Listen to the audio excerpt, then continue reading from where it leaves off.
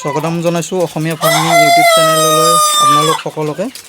আপোনালোকে চাই আছে মোৰ সম্পূৰ্ণ ফাৰ্ম এখন, আৰু আপোনালোকক দেখুৱাই আছোঁ এই মই কলপাত দি আছোঁ, আৰু এনেকুৱা কলপাত দিয়াৰ পিছত কেনেকুৱা কি হয় চাই থাকক ভিডিঅ'টো শেষলৈকে। সময়ত এনেকৈ কলপাত দিব লাগে, আৰু দেখিছে আপোনালোকে কিজাৰত দানা দিয়া আছে, দানা দিয়াৰ পিছতো মানে দানা খোৱা নাই, কিন্তু কলপাতে খাব ধৰিছে। মানে কেঁচা বস্তু ইহঁতৰ প্ৰিয়, এইটোৱে বুজাব। আৰু এনেকুৱাকৈ মানে সপ্তাহত আপুনি 4 দিনমান দিব লাগে, 2 দিন আপুনি গেপ দিব। তেনেকুৱা কৰক, কৰিলে তাৰমানে বহুত ভাল ফল পাব আপোনালোকে। আৰু ইয়াতে ক'ব লাগিলে আপোনালোকক, এতিয়াৰ পৰা যদি আপুনি কলপাত খুৱায়, যদি কণীৰ কাৰণে ৰাখে তেতিয়াহ'লে আপোনালোকৰ বহুত ভাল, কাৰণ কিয় কণীৰ যিটো কোৱালিটি সেইটো বহুতখিনি ভাল হয়। কাৰণ কিয় মই বন্ধ কোঠাত ৰাখিছোঁ যি গতিকে, সেইকাৰণে এনেকুৱাকৈ যদি ৰখা যায় বা এনেকুৱাকৈ যদি খাদ্য দিয়া যায়, আপুনি গছৰ বেলেগ পাতো দিব পাৰে, লতা জাতীয়, সেইবিলাকৰো পাত খাব ইহঁতে, মই দি চাইছোঁ।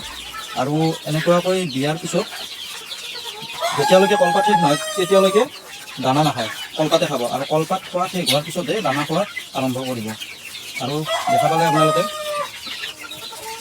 আজি এই 3 দিন দিলোঁ মই এনেকুৱাকৈ, আগতো দিছোঁ আগৰ বেটছ কেইটাত। আপোনালোকক ভাবিলোঁ যে এনেকুৱাকৈ আপোনালোকেও দিব পাৰে কলপাত, যদি বন্ধ হ'ব কোঠাত যদি পোহে মুৰ্গী চৰাই। মোৰ এইবিলাক গোটেই লোকেল হয়। আপোনালোকে দেখা পাইছে মই কণীৰ কাৰণে ৰাখিম, আৰু যিখিনি মতা আছে মতাখিনি মাংসৰ কাৰণে বিক্ৰী কৰি দিম। যেতিয়া ইহঁতৰ ৱেট 700ৰ পৰা 800 বা কেজিৰ ভিতৰত হ'ব, তেতিয়া বেপাৰীক দিয়া যাব বা নিজেও বিক্ৰী কৰা যায় ঘৰৰ পৰা। তেনেকুৱাকৈ বিক্ৰী কৰি আছোঁ। আৰু এইটো মোৰ সৰু বেটছ, আৰু ইয়াৰে আৰু এটা ডাঙৰ বেটছ আছে, সেইকেইটাও দেখাওঁ আপোনালোকক, বলকচোন।